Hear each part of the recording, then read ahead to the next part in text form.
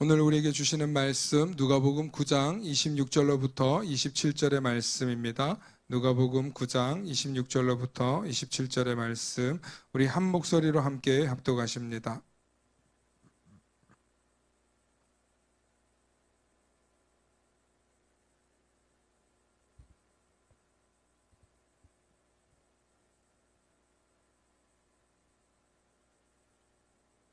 우리 한 목소리로 함께 합독하십니다.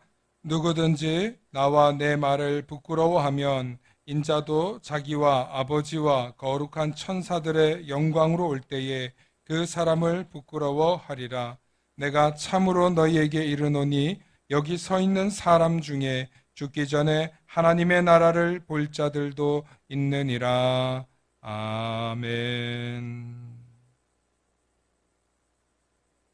오늘 말씀의 제목을 함께 선포해 주시기 바랍니다. 죽기 전에 하나님 나라를 보는 자. 시작. 죽기 전에 하나님 나라를 보는 자. 아멘. 오늘도 이 말씀을 통해서 하나님의 말씀 나누실 때 하나님의 크신 은혜가 있기를 소망합니다. 지난주에 이어서 오늘 말씀이 계속 본문이 겹치는데, 지난주의 말씀 우리 기억하십니까? 예수님께서 나를 따라오려거든 자기 십자가를 져야 한다는 얘기를 하셨고, 또 그 전주에 예수님께서는 나는 이제 고난당하고 버림받고 죽임당한다, 이 얘기를 예수님이 하셔요. 제자들은 이 얘기를 당시에는 이해하지 못합니다. 그리고 이 말은 많은 사람들에게 충격을 주죠. 그런데 또 그 다음에 예수님께서는 나를 따르려거든 자기 십자가를 지고 따라와야 된다는 이야기를 하시죠. 그러면서 예수님께서 자기 목숨을 얻고자 하는 사람은 잃겠지만 자기 목숨을 천하를 얻고도 자기 목숨을 잃으면 무슨 소용이 있냐 하면서 결국에는 우리의 목숨을 구원하기 위한 길을 알려주시기 위해서 오늘 말씀은 이어지고 있다는 사실입니다. 그래서 오늘 26절과 27절의 말씀을 보면 예수님께서 26절에 누구든지 나와 내 말을 부끄러워하면 하고 어떤 단서를 또 걸어요. 지금 계속 예수님 말씀이 어떤 조건부 단서를 계속 거시는 얘기예요. 그러면 인자도 자기 아버지와 거룩한 천사들의 영광으로 올 때에 그 사람을 부끄러워하리라 하고 말씀하고 있다는 거예요. 오늘 말씀을 한번 자세히 보면 예수님께서 경고하고 있는 거예요. 예수님께서 분명히 경고하고 있는 거예요.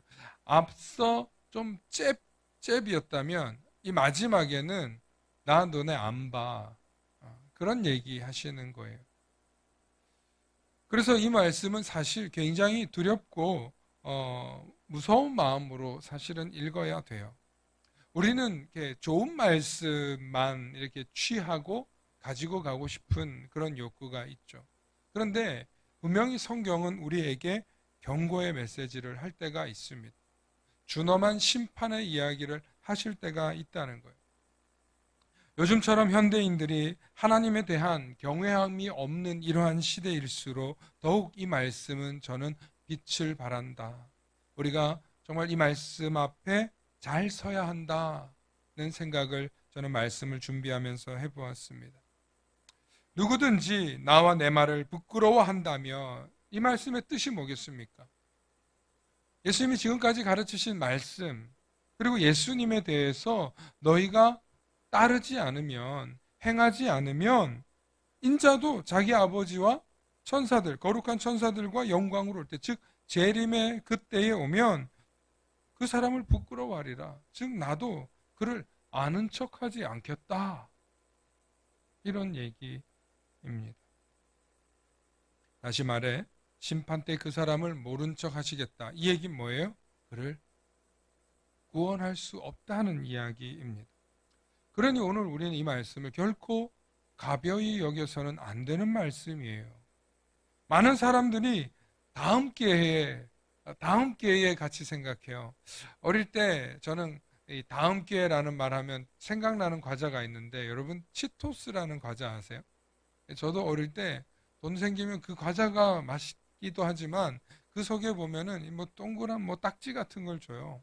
그걸 이렇게 주는데 그걸 긁으면 과자 한 봉지를 더 주는 거예요.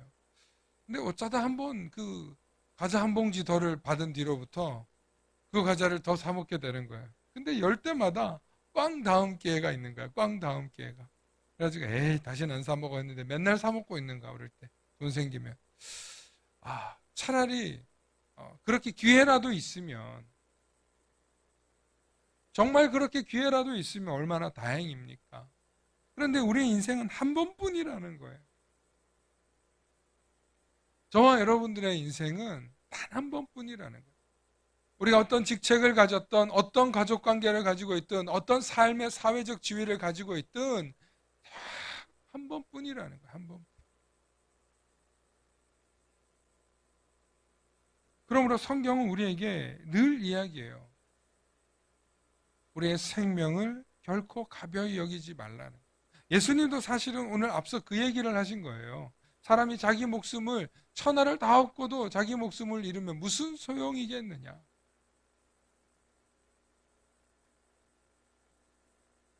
어떻게 보면 역사의 한 줄기 속에 보면 우리의 인생은 참 사람의 생명을 그렇게 말하면 좀 그렇지만 하루아침에 있을 같아요. 오늘 아침에도 새벽에 기도하고 교회 집으로 가는 길에 교통사고가 난 거예요. 얼마나 그 모습을 보고 깜짝 놀랐는지 몰라요. 보니까 크게 사고가 났어요. 강아지를 데리고 나와서 산책을 하시는 모습이었는데 도로 중간에 그냥 사고가 나 있는 거예요.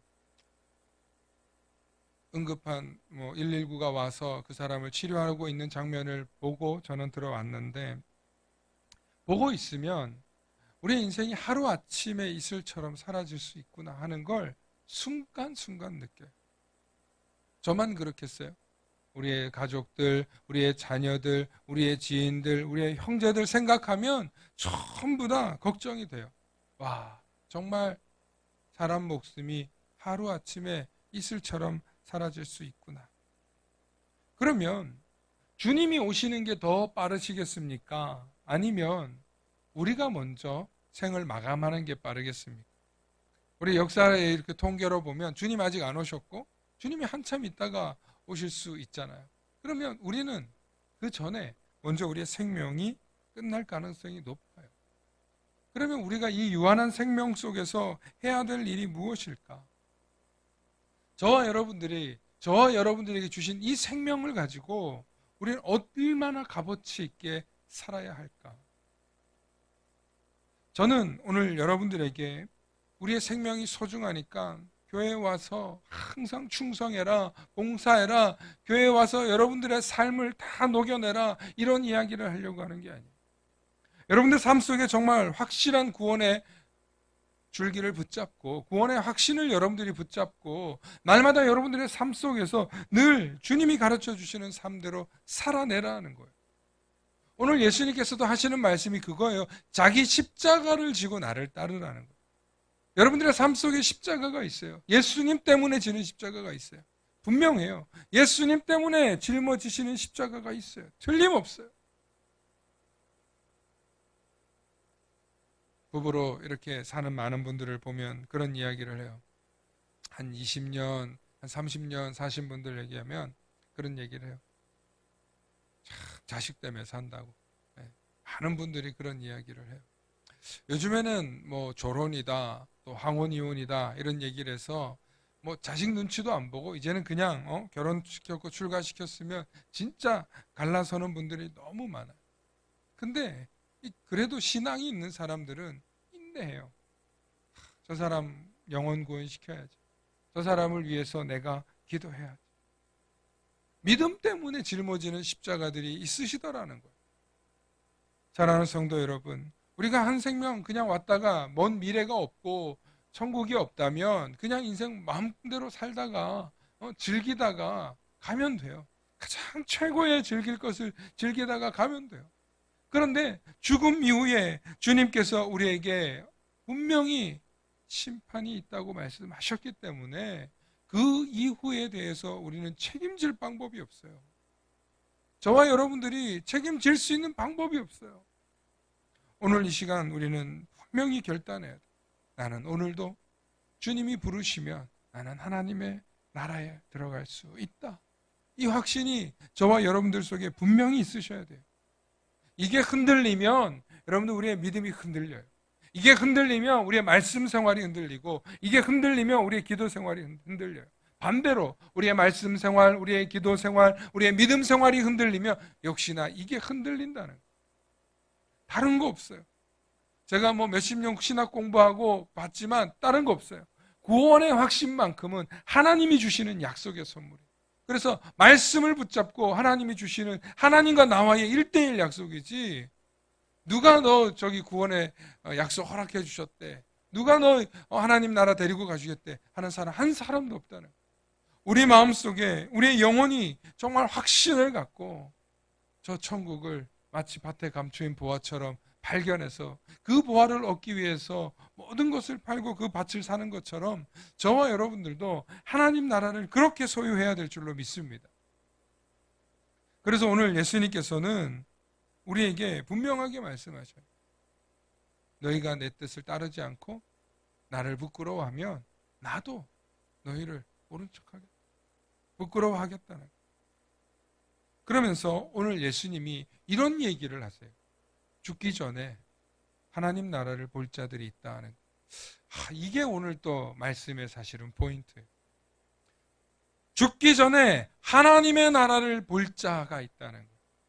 그래서 성경을 보면 예수님이 근거 없는 이야기를 결코 하지 않으세요. 예수님 시대의 관점에서 보아도 하나님 나라를 본 사람들이 있어요. 그 첫 번째가 뭐냐면 오늘 말씀 6장 6절과 7절 말씀 다음에 28절과 36절에 보면 어떤 말씀 나옵니까? 예수님의 변화산 모습 나와요. 예수님이 그 산에 올라가셔서 베드로와 요한과 야고보와 함께 그 산에 올라가십니다. 그리고 그곳에서 모세와 엘리야와 함께 있는 장면을 보고 이 제자들이 황홀경에 빠져서, 주님, 우리가 여기에 초막셋을 짓겠사오니 주님, 하나는 모세를 위하여, 하나는 엘리야를 위하여, 하나는 주님을 위하여, 저희는 저쪽 밖에만 있어도 좋다 이거예요. 지금 무슨 말 하는지도 모른다고 성경이 기록하고 있어요. 우리 누가복음 9장 32절로부터 33절 말씀 한번 볼까요? 화면으로 함께 보십니다. 함께 읽습니다. 시작.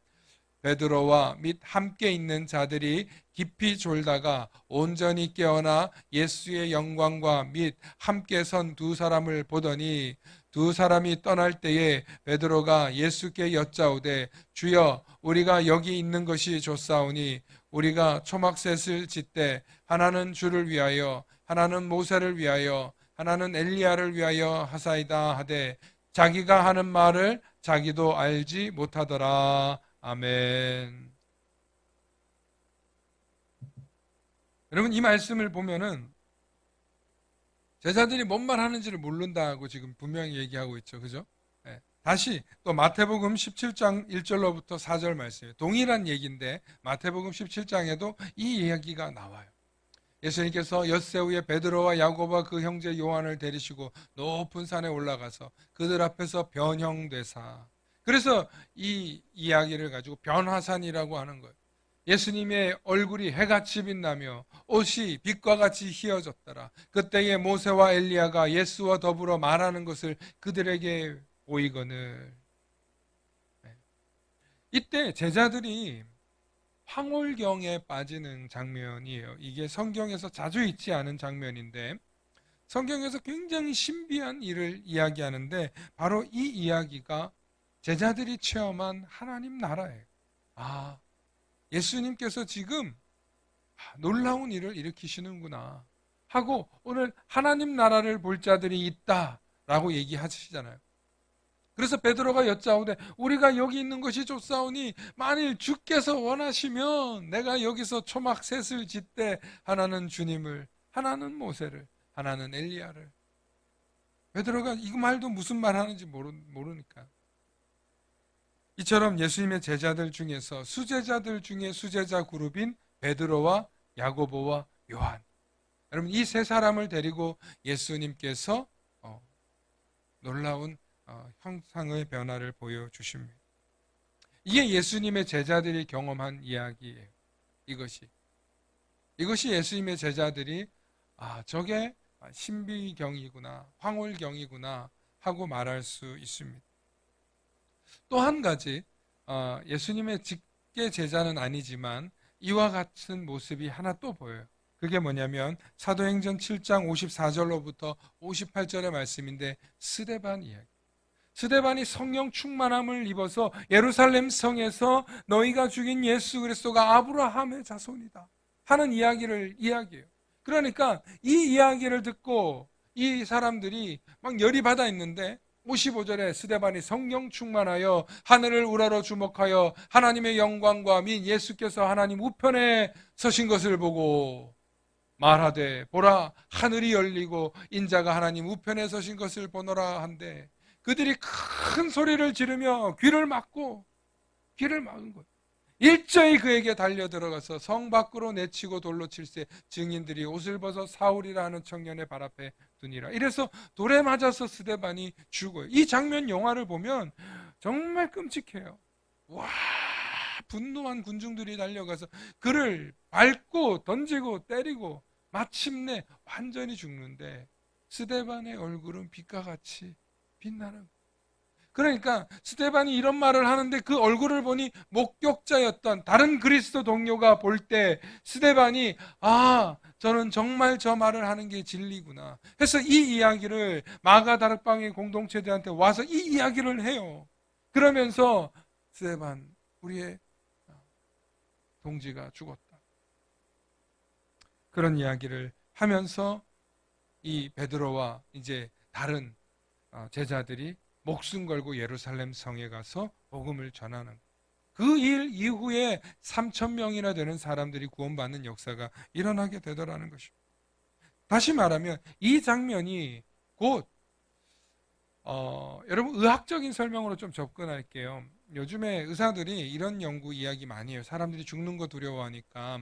그러면서 임사체험이나 혹은 의학 박사, 의학 연구소에 계시는 분들, 다시 말하면 우리나라 최고의 지성이라고 하는 서울대학교 의학대 교수 계시는 분들, 또 존 홉킨스나 하버드나 이런 데 유명한 미국에 있는 대학 임사체험에 대한 기록들을 보면 이런 내용이 나와요. 사람이 죽을 때가 되면 자기가 정말 사모했던 사람이나 혹은 그리웠던 사람이 와서 그를 부른다는 거예요. 저도 과거 부목사 시절에 임종 직전에 권사님을 뵈러 갔는데 이미 갔을 때는 돌아가셨어요. 그런데 자녀분들이 어머니가 자녀들이 지금 다 놀랐어요. 거의 넋이 나갔는데 뭐라 그러냐면 그 중에 큰아들이 어머니께서 먼저 떠나신 시어머니가 참 빛 같은 옷을 입고 오신 분이 손을 잡고 자기에게 손짓을 하면서 데리고 가시더라는 거예요. 저도 직접 그 얘기를 듣고 가족들이 그걸 보면서 완히 봉봉해하는 장면을 보면서 그래 저게 임사체험인가 보다. 임사체험인가. 여러분 잘 알아서 얘기하는 사람도 있지만 잘 모르지만 그래도 그 순간을 또렷하게 말하는 사람들이 있어서 기록이 남아 있는 거지만 대부분의 사람들이 죽기 직전에 이런 임사체험들을 한다는 거예요. 세계 최고의 대학들의 의대 학생이 아니라 교수들이 이런 이야기를 한다니까요. 마치 누군가 나를 이끌어주는 듯한 그런 초자연적인 경험들을 통해서 그 세계가 있구나, 그 세계가 존재하는구나 하는 것을 다시 얘기합니다. 고학력자들이 인정을 하는 거예요.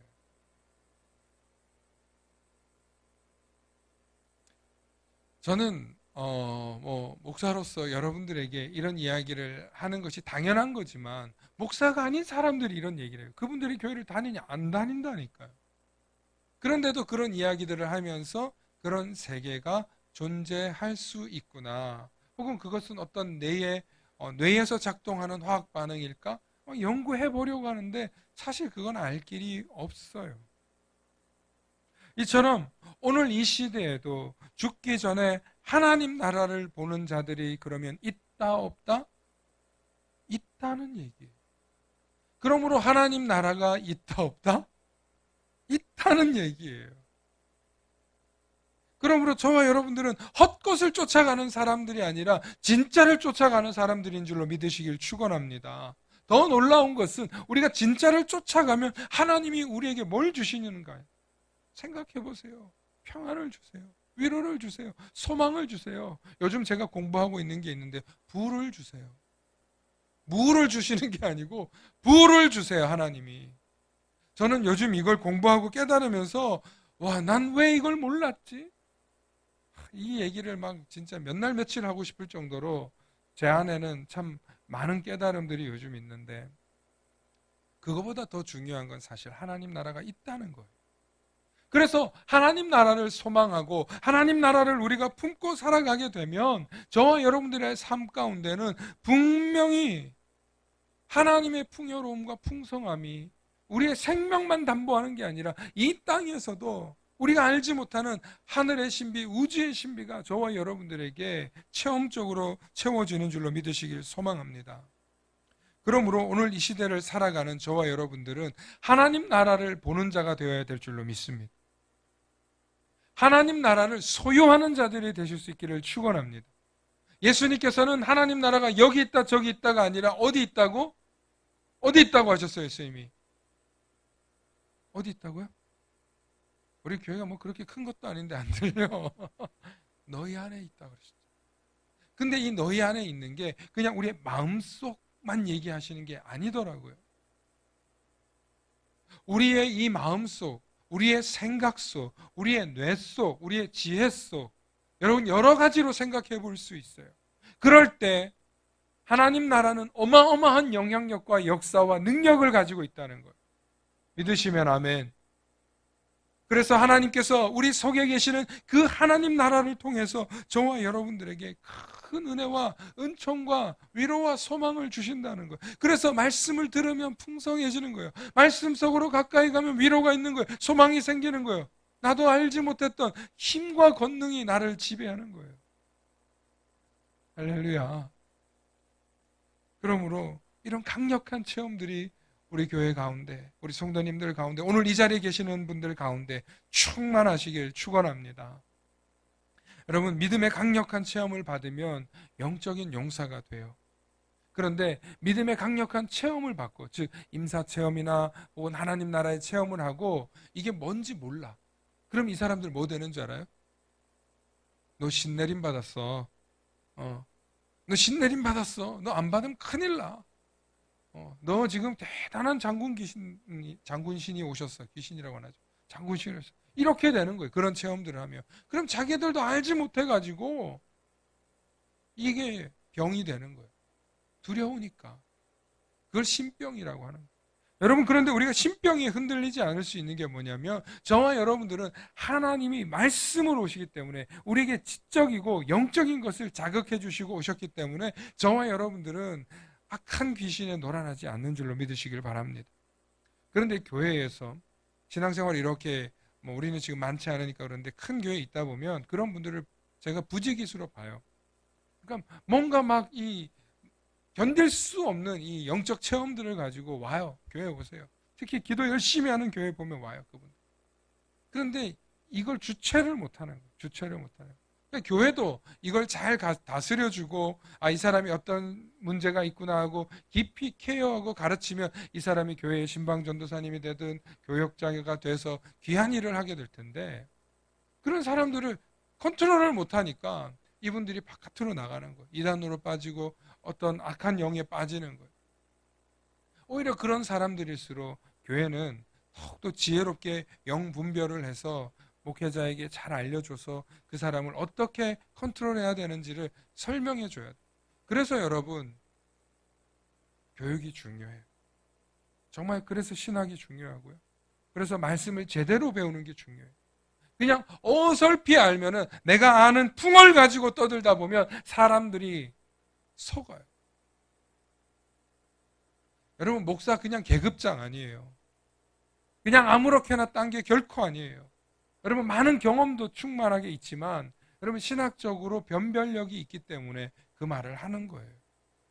그래서 목사님들한테 저도 배우면서 느낀 게 뭐냐면 참 목회자는 영분별을 해야 되는구나. 성도들이 하는 이야기가 영적으로 다 맞는 게 아니에요. 때로는 그 사람의 열정이 앞서고 때로는 경험이 앞서서 이야기를 할 때가 있어요. 그런데 잘 들어줘야죠. 잘 들어주고 잘 받아줘야죠. 그런데 정말 잘 안내해드리는 일을 해야 돼요. 특히 이 영적으로 민감한 사람들이 있어요. 영적으로 예민한 사람들이 있어요. 이런 분들이 사실은 항상 이 어떤 상처도 많고 아픔도 많아서 이런 일들을 경험하며 막 토해내고 싶어요. 근데 사실 성도들끼리 막 내봤자 좋을 게 못 돼요. 왜냐하면 그게 결국에는 그냥 사람의 이야기로 끝나기 때문에. 여러분, 하나님이 주시는 선물을 체험하면 하나님께서 그것도 잘 간수하고 코치하고 도와주시는 사람도 붙여주는 줄로 믿습니다. 그러므로 오늘날 이런 영적인 체험들을 하고 하나님 나라를 체험하는 일을 했을 때 여러분, 제자들 보십시오. 예수님을 따라가는 제자들이 자기가 뭔 말 했는지를 몰라요. 그런데 이 제자들이 예수님께서 내려오시고 난 다음에 뭐 하냐? 굉장히 신령한 사람들이 되면 좋잖아요. 아니에요. 자기들끼리 누가 더 높냐, 누가 더 크냐 이 소리 하고 있는 거예요. 그러니까 아직 다듬어지지 않은 제자들이니까 이런 모습을 보이는 거예요. 교회도 마찬가지예요. 성도들 가운데 영적인 체험이 각별한 분들이 있어요. 막 방언도 잘하고 정말 어떤 입신도 잘하고 목사님이 손만 대면 막 입신 경지에 빠지는 분들이 있어요. 제가 예전에 섬기던 교회는 철야를 하면 목사님이 이렇게 그냥 눌러줘요. 그러면 정말 자기가 사모하니까 입신에 가시는 분들이, 목사님 뭐 어떤 특별한 능력이 있어서가 아니에요. 늘 얘기하지만 성령의 역사는 이 손에 있어요. 그러나 그것을 사모하는 자일 거예요. 그러면 그분들이 막 쓰러져요. 쓰러지면 그분들이 눕도록 이제 뒤에서 부교육자들이 이렇게 받쳐드린단 말이에요. 왜? 저분이 그럴 가능성이 있는 분들이 있으니까. 가끔은 막 안 넘어지려고 하는 분도 가끔 있어요. 어쩌다 보면 체험이 있는 거예요. 근데 그분들이 정말 허위로, 가짜로 그러는 걸까요? 아니에요. 너무너무 사모하니까 그 일들이 일어나는데, 이 일들을 일어나시는 분들을 잘 교회가 컨트롤 해줘야 돼요. 잘 품어줘서 그 사람이 영적으로 흐트러지지 않도록 잘 기도해주고 그 사람이 영적인 리더의 길을 걸어갈 수 있도록 안내해줘야 돼요. 왜냐하면 그 사람은 다른 사람들과 달리 주님을 사모함이 남다른 사람들이에요. 주님의 교회를 사모함이 남다른 사람들이에요. 그래서 그분들이 교회를 살리고 전도도 하고 생명도 살리고 귀신도 보고 귀신도 쫓아내는 거예요. 요즘에 여러분 혹시 보고 계시는지 모르겠는데 인터넷에 보면 또 젊은 이 전도자, 그래서 박혁 전도자 이래가지고 막 이 입신 이렇게 장풍 쏘면 뒤에 사람들 쓰러지거든요. 옛날부터 사실은 있었던 일인데 이걸 정말 잘했던 사람이 이초성 목사예요. 예수중심교회. 한동안 뭐 박보검이가 거기 다녔다 그래서 말이 많았던 데인데, 여러분 이것도 능력은 맞아요. 그런데 신유에 쫓아가게 되면 문제가 되는 거예요. 요즘 박혁 전도사라고 여러분들 이 유튜브 알고리즘을 보면은 기독교인들한테 많이 가고 있어요. 그런데 사람들이 그런 신비적인 것에만 쫓아가게 되면 어떤 일이 생기냐? 무당해야 되는 거야. 어떤 무당? 목사 무당하는 거예요. 목사 무당. 전도사 무당하고 목사 무당하는 거예요. 한국 교회가 영적으로 민감하고 예민한 거 중요해요. 그런데 여러분들도 저를 알겠지만 저는 설교를 매우 논리적이고 신학적으로 하는 걸 좋아하고 그런 설교를 하려고 하는 사람이에요. 그런데 이 영적인 이야기를 무조건 비판하는 게 아니라 이런 영적인 체험, 오늘 본문과 같이 하나님 나라를 보는 이야기들이 성경엔 있어요. 우리는 이것을 소홀히 대해서도 안 되는 거예요. 때로는 두려워할 줄 알고 하나님이 왜 이런 역사를 일으키시고 저와 여러분들에게 보게 하시는지는 영적으로 민감하라는 거예요. 그래서 이것을 통해서 저와 여러분들이 깨달을 것은 영적으로 민감하되 언제나 하나님의 말씀 앞에 겸손히 설 수 있기를 축원합니다. 하나님의 말씀이 우리 삶을 논리적으로 이끌어 가세요. 스토리를 지나고 보면 하나님이 나를 여기로 보내신 거구나. 하나님께서 나에게 이 일을 체험하라고 하셨구나. 하나님이 이 일을 통해서 하나님의 일을 하시는 거구나 하는 것을 경험하게 되시는 것입니다. 그러므로 우리 교회에 앞으로도 어떤 분들이 오실지 모르지만 영적으로 민감한 분들이 있어요. 방언 기도가 뜨거운 분이 있을 수도 있어요. 입신하시는 분도 있을 수 있어요. 혹은 막 남의 기도는 뭐 신경도 안 쓰고 내 기도만 막 뜨겁게 하는 사람들이 있을 수 있어요. 여러분, 그런 분들이 있다고 해서 불편해하지 마세요. 혹은 여러분들의 삶 가운데에서 나와 다른 사람이 있다고 해서 왜 저런 사람이 우리 교회 왔지? 하고 비교하고 평가하지도 마세요. 그 일은 오직 하나님만 하실 일이에요. 그리고 하나님은 이런 영적인 다양성을 통해서 하나님의 일을 구축해 가시고 하나님의 나라를 보여주시고 하나님의 나라를 완성해 가시고 하나님의 나라를 우리의 후손들에게 또 믿음의 자녀들에게 계속 전승하시고 전파하고 계시다는 사실을 저와 여러분들이 잊지 마시길 축원합니다. 그래서 우리의 자녀들 가운데 우리의 형제들 가운데 믿음이 아직 얕지만 신비 체험이 빨리 찾아오는 경우가 있을 수 있어요. 그럴 때 두려워하지 말고 목회자들에게 저에게 말씀하세요. 그러면 이 일을 위해서 우리가 기도하고 하나님이 이 일을 왜 우리에게 경험하게 하시는지 우리는 그것을 놓고 두려워하지 않고 하나님의 영광을 드러내는 일에 사용하시면 되는 줄로 믿습니다. 그러므로 우리 삶에 나타나는 모든 일들은 악한 게 없어요. 하나님의 영광을 드러내기 위해서 사용하시는 거예요. 그러므로 저와 여러분들의 삶 가운데 뭐 이제 악한 이 아까 말한 뭐 박혁 전도자는 저는 뭐 그가 어떤 집단인지는 잘 모르지만 이런 거에 너무 휩쓸리지 말라는 거. 뭐 최근엔 또 박진영이가 또 이렇게 보면 우리 박영대 목사님 한 얘기가 맞아요. 박씨들이 교주가 많은 거. 정말 여러분 그런 좀 신비적인 걸 쫓아가는 사람들이 많이 있어요. 그러나 언제나 뭘 더 사모해야 된다? 하나님의 말씀 그리고 하나님의 영광 하나님께서 내게 주시는 그 성령의 역사를 예의주시하게 보고 여러분들이 그것을 통해서 하나님 내게 주시는 사건을 어떻게 보라고 하시는 건지 저와 여러분들이 영적으로 민감하실 수 있기를 축원합니다.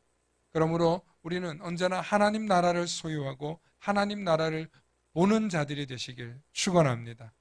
축원합니다. 함께 기도하시겠습니다. 사랑과 은혜가 충만하신 아버지 하나님 참으로 감사합니다. 하나님 오늘 말씀을 통하여서 오늘날 이 시대에 죽기 전에 하나님 나라를 보는 자들이 있는 것처럼 하나님 우리도 이 땅을 살면서 하나님 나라를 보는 자들이 되게 해주시고 하나님 나라를 사모하는 자들이 되게 하시고 하나님 나라를 소유하는 자들이 되게 하시고 하나님 나라를 경험하는 자들이 되게 하여 주셔서 날마다 그 구원의 기쁨과 감격 속에서 하나님과 함께 동행하며 살아가는 우리 모든 성도들 되도록 축복하여 주시옵소서. 감사드리며 우리 주 예수님 이름 받들어 기도하옵나이다. 아멘.